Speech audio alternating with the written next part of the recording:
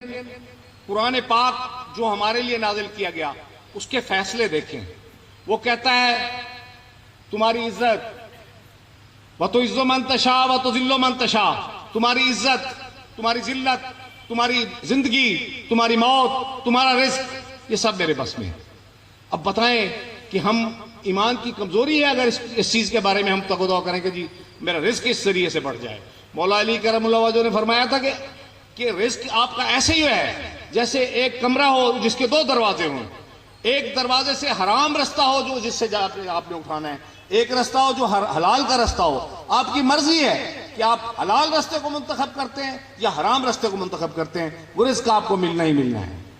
तो इस तरह से मैं अदल के बारे में ये अर्ज करना चाहता हूं। आप सबको पता है, सिर्फ ऐसे मौके पे इसका जिक्र कर देना मुमकिन है किसी के दिल में ये बात आ जाए कि एक मुल्क में तोता, आपने सबने सुना हुआ है कि एक मुल्क में तोता और तोती गुजर रहे थे। तो तोती ने तोते से पूछा कि ये उजड़ क्यों गया है, ये बर्बाद क्यों हो गया है। तो उसने कहा, तोते ने कहा, ये उल्लू की ये नहुसत है कि जिसकी वजह से ये बर्बाद हो गया है। उल्लू पास ही बैठा था, उसने उनको कहा कि आज रात आप मेरी दावत खा लें, परदेसी लोग हैं। वो दावत खाने चले गए। सुबह जब उठे, रुखसत होने लगे, तो उल्लू ने कहा ये तोती तो मेरे साथ जाएगी, ये तो मेरी है। उसने कहा कि ये तो जाती है, परदेसी आदमी हूं, ना मेरे पास कोई शहादत है, ना मेरे पास कोई गवाही है।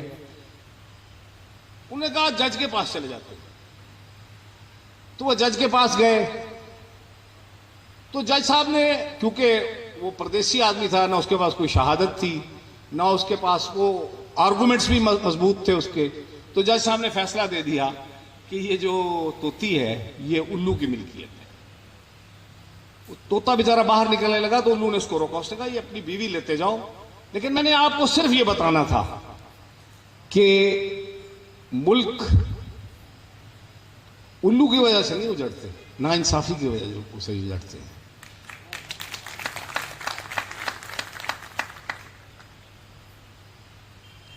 अमीर तैमूर ने, एक अदालत में कत्ल हो गया। अमीर तैमूर ने कहा इस इलाके के सारे जजेस को तब्दील कर दिया जाए। यह रेफरेंस मैं इसलिए दे रहा हूं कि यहां राजनपुर की अदालत में भी मेरे आने से पहले एक मर्डर हुआ है। आज रात आप सब मेरे कहने पे जाके सोचिएगा जरूर कि यह कत्ल क्यों हुआ है। लोग अदालतों की इज्जत करते हैं। यह वैसे ही हुआ है कि जैसे पुलिस कंट्रोल नहीं कर पाती, एक्स्ट्रा जुडिशियल किलिंग्स कर देती है। एक्स्ट्रा जुडिशियल किलिंग में पता चलता है कि जी डाकू जो थे वो पुलिस के साथ मुकाबला करते करते उन्होंने एक दूसरे को फायर मार दिया। अब कैसी इलॉजिकल बात है कि डाकू लड़ पुलिस के साथ रहे, फायर एक दूसरे को मार देते हैं। तो ये हमें फिर अल्टीमेटली करना पड़ता है जब सिस्टम हमारे फेल होते हैं। तो मैं ये जो कत्ल हुआ है इसको फेलियर ऑफ द सिस्टम की तरफ एक स्टेप कहता हूं। उन लोगों ने पता नहीं कितना अरसा इंतजार की होगी कि भाई हमें कोई इंसाफ मिले। दोनों पार्टी, मुझे किसी पार्टी से नहीं है ताल्लुक, मैं कहता उन्होंने इंतजार की।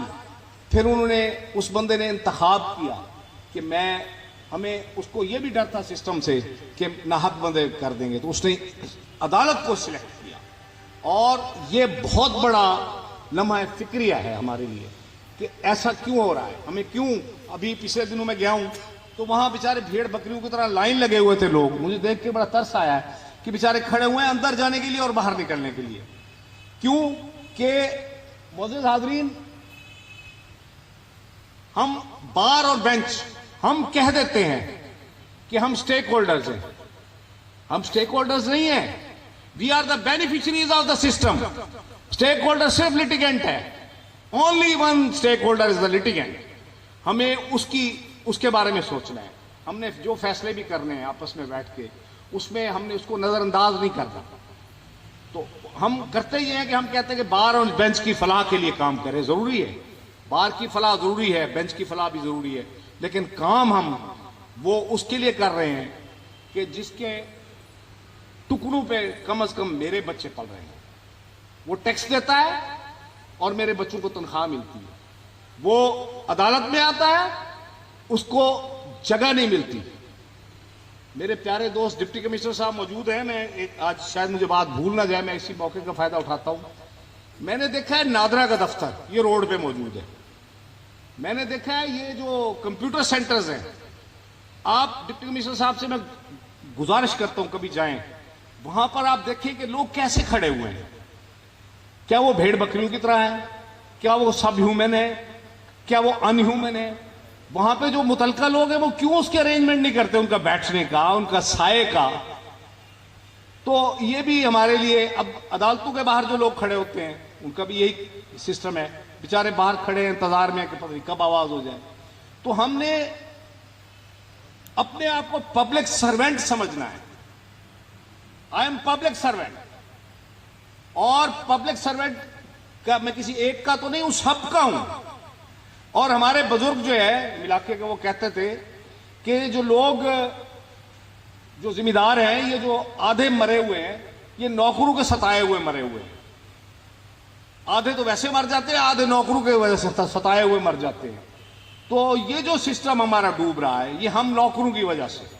We who are public servants, हम नौकर, अपने आप को नौकर नहीं समझते पब्लिक का।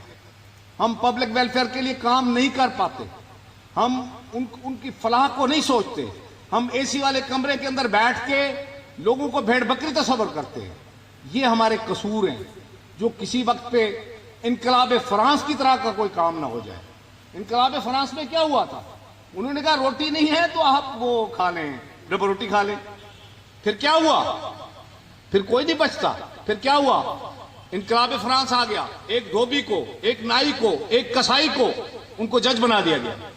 उन्होंने कहा जी ये इब्राहिम असगर, ये है मुलजिम, आप पे इल्जाम ये है कि आपके पास एक गाड़ी है,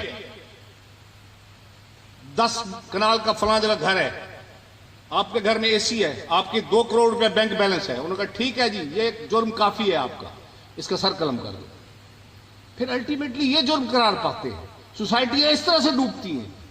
एक मुझे याद बातें आ रही हैं, एक जज साहब थे इंग्लैंड में, उनके खिलाफ डिसऑनेस्टी का केस चला। तो वो सिस्टम की जो भी था वो डिसऑनेस्टी प्रूव ना हुई, he got the benefit of doubt. वो रात को घर चला गया, सो गया। सुबह जब उठे लोग तो वो खुदकुशी कर चुका था। उसकी वजह यह थी कि उसकी बेटी ने उसके सिरहाने पे लिख के रख दिया था कि पापा, although you have been exonerated but I know you are corrupt. उसने, जज ने ये जब पढ़ा तो ही कमिटेड सुइसाइड। तो वो सोसाइटीज जो इस अंदाज से ग्रो करती हैं, वो societies in the long run कामयाब होती हैं। हमें इंसाफ को अपने तक नहीं रखना। फन जो नादार तक नहीं पहुंचा, अपने मेयार तक नहीं पहुंचा। वो जो मैंने बात एसपी इन्वेस्टिगेशन साहब से की है, शायद उनको बुरी लगी हो, लेकिन अब उनको एहसास हुआ होगा कि मैं सबके बारे में ये बात कह रहा हूं कि अगर गरीब तक, एक आम आदमी जो दूर जगह पे बैठा हुआ है, उसको इंसाफ मिलेगा, वो खुश होगा, तो ये इंसाफ है। अगर हम सिस्टमेटिक एक सिलेक्टेड जस्टिस करेंगे कि फलां ताकतवर है, इसको इंसाफ दे दो, ताकतवर की बात माननी चाहिए। लेकिन याद रखें दोस्तों, जज साहबान को खुसूसी तौर पे मैं कहता हूं, याद रखो, सबसे ताकतवर से सबसे ज्यादा डरना चाहिए। हर केस का फैसला करते हुए एक दफा उस ताकतवर को जरूर याद किया करें कि जो अलैहिस्सलाहु बिअहकमिल हाकिमीन है, जो हाकिमों का हाकिम है, जो कहता है, वो शाकिर सुजाबादी ने कहा है कि अल्लाह ताला कहता है तेरी शाहरग तू मैं नेड़े, हां तू गोला नहीं मैं लद्दा नहीं। तूने तलाश ही नहीं किया। जो शाहरग से उसको तलाश करे, उसकी खुशनुदी हासिल करें। दुनिया वालों से भी डरना चाहिए, लेकिन उतना ही डरना चाहिए जिनकी उनका मकाम है। हर केस का फैसला करते हुए मेरी आज से इल्तिजा है दोस्तों से कि एक दफा खुदा को याद कर लिया करें जरूर। तो उससे मेरा जो यहां पे ट्रांसफर हुआ है, मैं अपने अंदाज से उसको सोचता हूं। मैं इससे पहले हजरत बाबा फरीद के इलाके में इतने ही फासले पे, इतनी ही समत पे वहां मौजूद था। तो मैं ये समझता हूं कि मुझे अल्लाह ताला ने एक दरवेश से दूसरे दरवेश के पास भेजा है। ये धरती ख्वाजा गुलाम फरीद की धरती है, ये अमन आश्ती की धरती है। ख्वाजा साहब हमारे नवाब बहावलपुर के पीर भी थे। एक दफा नवाब बहावलपुर अपने किसी मुलाजिम के साथ नाराज हो गए, उसको मुल्क बदर कर दिया। तो सब देर तो नहीं हो रही, मुल्क बदर कर दिया। वो ख्वाजा साहब के पास आ गया। ख्वाजा साहब ने खत लिखा, कहते हैं तारीख में सबसे जामे, मुख्तसर और अलकाब के बगैर वो खत था, क्योंकि सदर साहब का नाम भी सादिक है, तो इसलिए ये एक उनमें रिजेंबलेंस है कि उनका नाम भी सादिक था। तो ख्वाजा साहब ने लिखा कि सादिक जेर बण जबर न बण मता पेश पोगी, आपकी मर्जी है, आपके बस में है, मेरी मर्जी है, मेरे बस में है कि जो लोग भी मेरे नीचे आते हैं मैं उनको कुचल दूं, जितना रगड़ सकूं रगड़ दूं, मैं जेर बन जाऊं या मैं जबर बन जाऊं, लेकिन पेश ऊपर से पड़ती है। यह है दरवेशों की बातें, यह है आरिफ लोगों की बातें। अल्लामा इकबाल ने फरमाया कि दरदश्ते जुनून मन जिब्रील ज़बू सैदे यज़दाब कमन दावर ए हिम्मत मर्दाना। तो हमें हिम्मत मर्दाना के साथ मसाइब मुश्किलात इनका मुकाबला करना चाहिए। एक दफ़ा फिर मैं बार का तहे दिल से शुक्रिया अदा करते हुए आपको आखिर में अहमद नदीम कासमी की एक नज़्म ज़रूर सुनाऊंगा। पंजाबी ज़बान में है। वो कहते हैं कि की होया है, कुछ नहीं होया। की हो सकता है, कुछ ना कुछ तो होंदा ही रहता है। जो तू चाहता है वो नहीं होना, हो नहीं जाता, करना पैंदा है। इश्क समंदर तरना पैंदा है, दुख लई सुख भी झरना पैंदा है। एहतसाब दे चीफ कमिश्नर साहब, ये डीसी साहब को, एहतसाब दे चीफ कमिश्नर साहब बहादुर, कातला चोरां डाकुआं कोलू, कातला चोरां डाकुआं बारे की पुछते हो? ये तुहानू की दसणगे? जे दसणगे जिंज वसदे ने किंज वसणगे?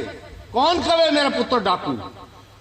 लोगों की उम्र कमाई लुट के खा गई मेरी ताई, मेरे फुफड़ टैक्स चुराए ते मेरा मामा चोर सिपाही। एहतसाब दे चीफ कमिश्नर साहब बहादुर, तुहानू ये भी पता ते होना है 20 कनालों की कोठी विच 5 पजारो 40 कुत्ते 25 नौकर कित्थों आए? कित्थे लगियां टकसालां? देश पराई दौलत कित्थों आई? कित्थों आई काली दौलत? चिट्टा पाउडर कित्थों आया? एहतसाब दे चीफ कमिश्नर साहब बहादुर, चादर 4 दिवाली वाले राज तो पहले घर दे बूहे खोल के सोते सां, हुण रातां नूं अंदरों मार चंदरे मार के जागते रहने। एहतसाब दे चीफ कमिश्नर साहब बहादुर, सानू अपने ख्वाब दवा दो। जेकर ख्वाब दवा नहीं सकते, सानू अपनी नींदर लै दो।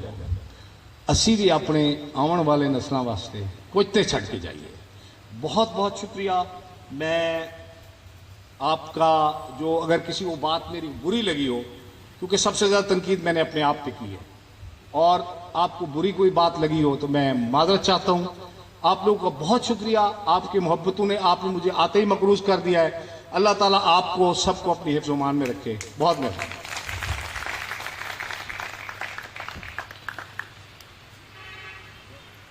एक मिनट ठहर जाएंगी, जरा डीसी साहब का सालगिरह मनाएं।